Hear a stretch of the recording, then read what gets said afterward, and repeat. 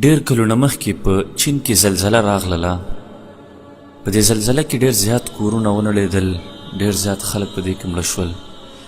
په دې نړېدلي کورونو کې یو کور و چې په هغې کې یو ماشوم او یو مور بند پاتې و. 2-3 ورځې بعد چې کله خلک هلته د امداد دپاره یا امبولانسونه ورغلل، نو چې ګوري دا ماشوم هم ژوندی دی، دا مور هم ژوندی ده، خو دواړه بېهوشه دي. چې کله دا روغتون ته هسپتال ته ویوړل، د دوی تداوي علاج شروع شو، نو ډاکټرانو یو ډېر عجیب شی وکته. ډاکټرانو وکتل چې د دې زنانه د دې لاسونو 10 واړه ګوتې په سرونو کې سوری دي. چې کله ډاکټرانو دغه حالت وکته، نو ډېر زیات حیران پاتې شول. څه وخت بعد دا زنانه په هوش کې راغلله، نو ډاکټرانو د دې نه وپوښتل چې ستا د لاسونو دا 10 واړه ګوتو سرونه ولې سوري دي؟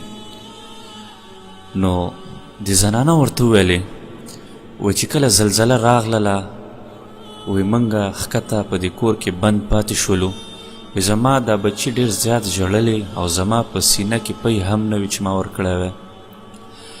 او وایي څه وخته پورې زما بچي ژړلې، ما د دې خپل زوی د دې خپل بچي ژړا نه شوه برداشت کولی.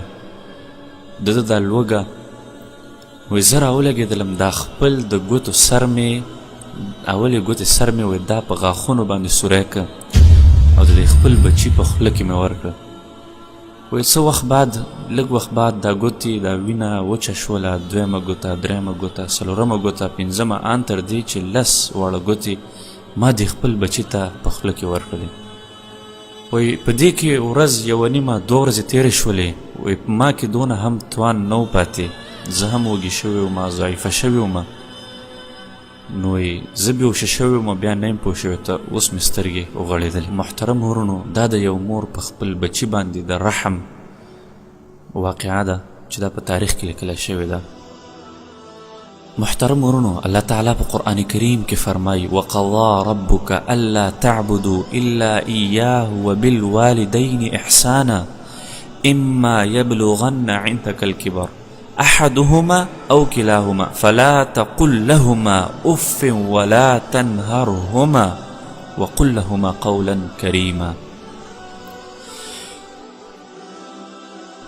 دا د اف ټکی چې دلته راغلی دی، چې کله وایي ستاسو والدین زړښت ورسېږي، تاسو هغوی ته اف قدر هم مه وایئ. د دې آیات مفهوم دی. دا د اف ډېر زیات عجیبه معنا ده. کله چې انسان ډېر زیات خفه وي، نو دی د خفګان د لاسه اسویلی کله نه کله کوي، او یا کله د ده د خولې نه د اف ټکی ووځي. نو هسې نه چې یو هلک یا یو ځوان یا یو بچی هغه د والدینو مخې ته دا د اف ټکی استعمال کړي، نو دې سره د والدینو زړه هم خفه شي.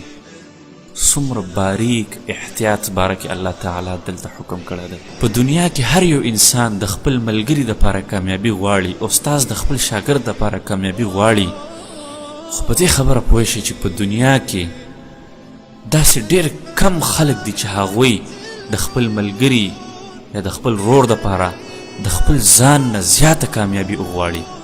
صرف والدین په دنیا کې هغه خلک دي چې هغه د خپل بچي کامیابي د خپل ځان نه زیاته غواړي. هغه وایي چې دا زما بچی د زما نه زیات کامیاب شي. اسلام د والدینو په باره کې په قرآن کریم کې په احادیثو کې بار بار د والدینو د اطاعت، د والدینو احترام، د والدینو خبره منل، د دې بار بار حکمونه راغلي دي. د والدینو عزت کول، چې والدین کله سپینګیري شي، د هغوی د زړه زور کم شي، هغوی سره احسانات وکړئ. تاسو بار بار الله تعالی دا په قرآن کریم کې ویلی دي.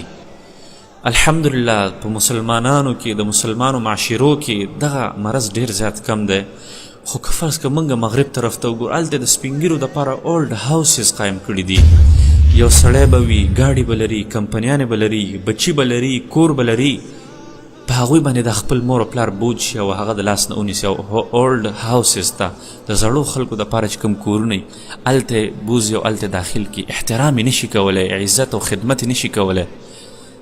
نتیجه دا راوځي چې همدغه د کمپنیانو د ګاډو خاوند او مالک چې سبا بوډا شي، دا خپل بچي د ده د لاس نه دا ټول هر څه واخلي او د خپل پلار د لاس نه ونیسي، هلته د زړو خلکو هغه چې کوم کور وي، کوم ځای وي، هلته داخل کړي. چې څنګه هم چا د خپلو والدینو سره رویه او اخلاق وکړل هماغسې امید دی د خپلو بچو نه ساتي. همیشه دپاره د خپلو ملګرو د وجې نه د خپلو والدینو احکامات د خپلو والدینو حکمونه مه رد کوئ. کله هم په خپلو مور او پلار باندې د ساده یا د ناپوهه سوچ مه کوئ. کله هم دا مه وایئ چېرې دا زما والدین نه پوهېږي، زه عصري یم، نوي خلکو سره ناسته پاسته لرمه، دا زما والدین به هېڅ باندې هم نه پوهېږي. که هغه پوهېږي او که نه، خو په دې خبره باندې پوه شه چې هغه ستا په دغه فکر باندې خامخا پوهېږي چې ته زما په باره کې څه فکر کې. والدین د خپلو بچو په دې ذهنیت باندې خامخا پوهېږي چې دا بچی زما په باره کې څومره فکر کوي، څنګه فکر کوي، د اخلاص نه زما خدمت کوي او که نه د یو ښودنې دپاره زما خدمت کوي. د هغې مطابق او په هغې نتایجو کې ستا والدین به تا ته یا دعا وکړي یا درته بد دعا وکړي.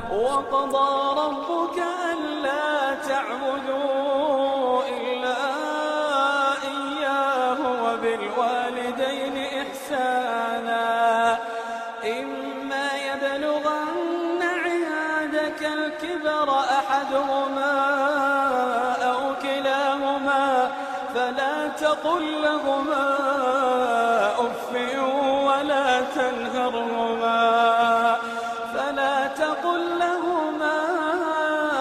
أف ولا تنهرهما وقل لهما قولا كريما.